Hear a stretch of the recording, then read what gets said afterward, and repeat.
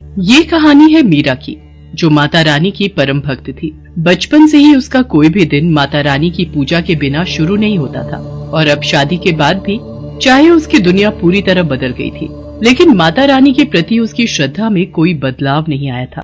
जय अम्बे गौरी मैया, जय श्यामा गौरी, तुमको निस दिन ध्यावत, मैया जी को निस दिन ध्यावत, शिव ब्रह्मा ओम जय अम्बे गौरी। मीरा, ओ मीरा, मुझे खेत जाना है, जल्दी से कुछ खाने को दे दो। मीरा ने माता रानी की आरती को छोड़कर अपने पति की बात का कोई जवाब नहीं दिया। तभी उसके दोनों बच्चे पिंकी और मोनू वहां आ गए और अपने पिता कन्हैया से बोले, बाबा स्कूल जाना है, अगर देर हुई तो मास्टर जी बहुत डांटेंगे। आप माँ को बोलो ना हम दोनों के लिए खाने का डब्बा देने को। मैं क्या बोलूं बेटा, देख तो रहे हो तुम्हारी माँ का ये पूजा पाठ जब तक खत्म नहीं होता तब तक तो वो ना तो किसी की बात सुनेगी और ना ही अपनी जगह से हिलेगी। लगता है आज हम सबको भूखा ही जाना पड़ेगा। इतना कहकर कन्हैया दोनों बच्चों के साथ घर से बाहर जाने लगा, लेकिन उससे पहले ही मीरा ने आवाज दी, अरे रुक जाओ जी, इतना भड़कने से पहले जरा अंदर कमरे में जाकर देख तो लेते, खाना बनाकर कब का रख दिया है मैंने। और तुम दोनों, तुमसे कहा था ना कि खाने का डिब्बा तुम दोनों के बस्तों में मिलेगा, सुनते नहीं हो एक बार में। बस करो मीरा, बच्चे ही तो हैं, नहीं ध्यान दिया होगा। हाँ ये बच्चे हैं और आप 60 साल के बूढ़े, सब कुछ हाथ में चाहिए। अब चलिए, माता रानी की आरती तो छुड़वा ही दी बीच में, अब चलकर खाना खा लीजिए, भूखे पेट तो नहीं जाने दूंगी घर से बाहर। और तुम दोनों नाश्ता करके फौरन स्कूल जाओ, वरना मास्टर जी से पहले मैं तुम दोनों की पिटाई कर दूंगी। मीरा गुस्से में थी क्योंकि उसे माता रानी की आरती बीच में ही छोड़नी पड़ी थी। वो सब कुछ बर्दाश्त कर सकती थी, लेकिन माता रानी की पूजा में विघ्न उससे बर्दाश्त नहीं होता था। कन्हैया और बच्चों को भेजने के बाद मीरा ने तसल्ली से माता रानी की पूजा और आरती की और फिर घर के बाकी कामों में लग गई। तभी अचानक घर के दरवाजे पर किसी ने दस्तक दी। अरे राजेश्वर भैया, पिंकी के बाबा तो खेत गए हैं। हाँ भाभी, मैं खेत से ही आ रहा हूँ। वो कन्हैया, उसे सांप ने काट लिया भाभी, पता नहीं कहाँ से आ गया खेत में, एकदम काला और बड़ा सांप था। ये क्या कह रहे हो भैया, पिंकी के बाबा ठीक तो हैं? कहाँ है वो? सब लोग उसे अस्पताल लेकर गए हैं और मैं आपको खबर करने चला आया, आप जल्दी से मेरे साथ चलो। मीरा ने फौरन जाकर माता रानी के सामने से चरणामृत उठाया और भागी भागी अस्पताल पहुंची, लेकिन तब तक बहुत देर हो चुकी थी। डॉक्टर साहब, मुझे मेरे पति के पास ले चलिए, ये माता रानी के नाम का चरणामृत है, इससे मेरे पति को पिलाना है, मुझे पता है इसे पीते ही वो बिल्कुल ठीक हो जाएंगे। देखिए, हमें माफ कीजिए पर अब कुछ नहीं हो सकता। सांप का जहर आपके पति के शरीर में कुछ ही मिनटों में फैल गया था, यहाँ आते आते काफी देर हो गई, वो अब नहीं रहे। डॉक्टर की बात सुनते ही मीरा के हाथों से चरणामृत का बर्तन जमीन पर गिर गया और वो खुद भी बेहोश हो गई। मीरा ने कभी सपने में भी नहीं सोचा था कि कन्हैया इस तरह उसका साथ छोड़कर चला जाएगा, पर मीरा अब कुछ नहीं कर सकती थी। उसे अपने दोनों बच्चों की खातिर खुद के अलावा हालात को भी संभालना था।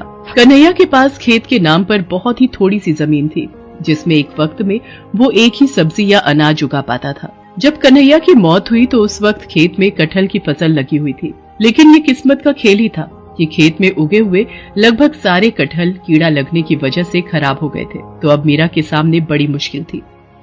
हे भगवान, सिर्फ ये एक कटहल ही थोड़ा बहुत ठीक दिख रहा है, पूरी की पूरी फसल खराब हो गई, अब क्या होगा?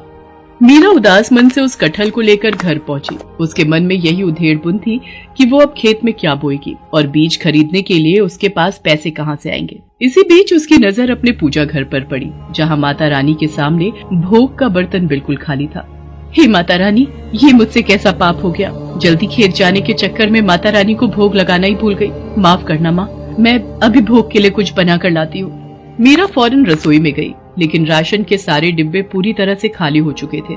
कन्हैया के जाने के बाद से ही हालात खराब होते चले गए। घर का सारा राशन खत्म हो चुका था, तो अब ना तो मीरा और उसके बच्चों के लिए कुछ खाने को था और ना ही माता रानी का भोग बनाने के लिए, सिवाय उस एक कटहल के जो मीरा अपने खेत से लेकर आई थी।